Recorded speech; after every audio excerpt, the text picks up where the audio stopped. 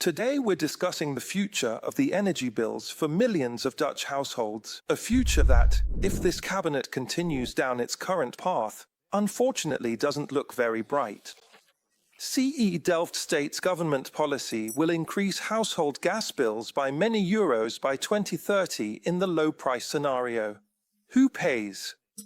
The hard-working Dutch, small and medium-sized businesses, pensioners, and young starters. While the Dutch are worried about sky-high energy costs, the European Union is piling on even more. Just yesterday, Dutch European Commissioner Rob Hoekstra presented his plan to reduce European CO2 emissions by no less than 90% by 2040. In Brussels, we call that ambitious.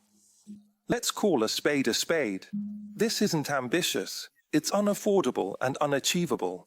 Chairman, critical economists say the same.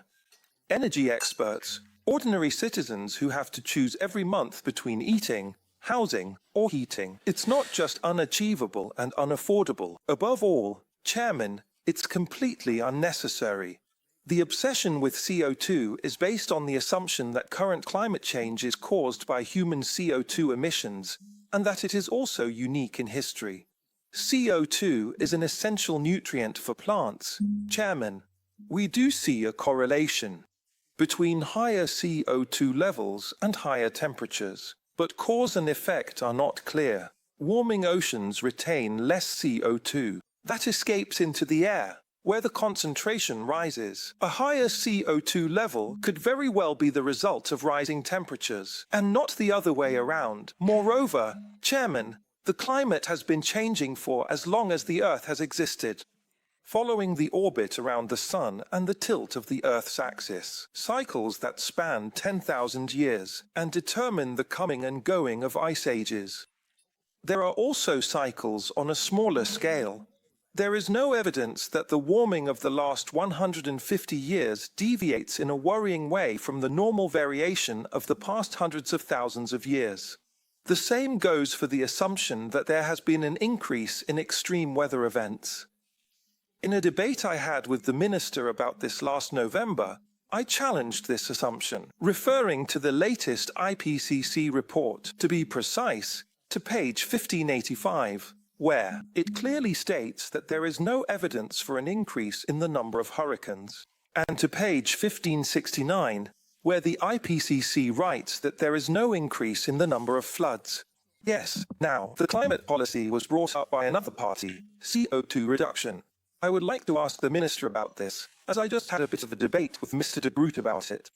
Does the Minister for Climate and for Energy see a connection between climate policy and the rising energy prices? That's my question. The Minister. Chair, we pursue climate policy because, contrary to what Mr. Van Houwelingen claims or believes, because we see the climate changing, and that has major effects. We also pursue climate policy because we want to become independent in our energy supply, from countries you don't want to be dependent on. And for that, we want to produce energy, close to home and clean. And in doing so, we combine all those interests. So, safety, economy, and climate, they're not opposed to each other. They belong together. Clean energy will make up a very large part of the future energy system in the Netherlands. Electricity, and especially offshore wind, that will truly be the main supplier in our energy supply in the future. We're currently building that in the coming years. That requires major investments, and those investments, as Mr. Van Houwelingen rightly points out, also end up in network tariffs, and in that sense, electricity costs are rising. Briefly, yes, also wrapping up on this topic right away. In any case, it's good to hear this. So at least the Minister acknowledges this.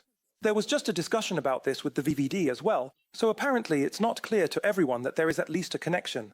We're not even dealing with the authorities the Minister just mentioned. Okay, we disagree on that, but at least, since it's the current climate policy and the high energy prices we're debating today, there is a connection between them. The Minister. Well, Chair, there are more aspects to this, and as far as I understand, The debate between Mr. Van Houwelingen and Mr. de Groot was about the proposal from the European Commission by Commissioner Hoekstra regarding the interim target, and the suggestion made by Mr. Van Houwelingen that this would directly lead to much higher electricity costs, and that. Well, you could have a whole discussion about that, because, exactly as Mr. de Groot also said, if you add up and calculate all the current policies, you're already roughly at that 90% of the interim target that was presented by the Commission yesterday. So to make that connection, that really is jumping the gun. What I just outlined is that, in the interest of our security, our economy, and our climate, we are making investments in offshore wind. And yes, those investments cost money, and that money ends up somewhere, specifically in the grid tariffs.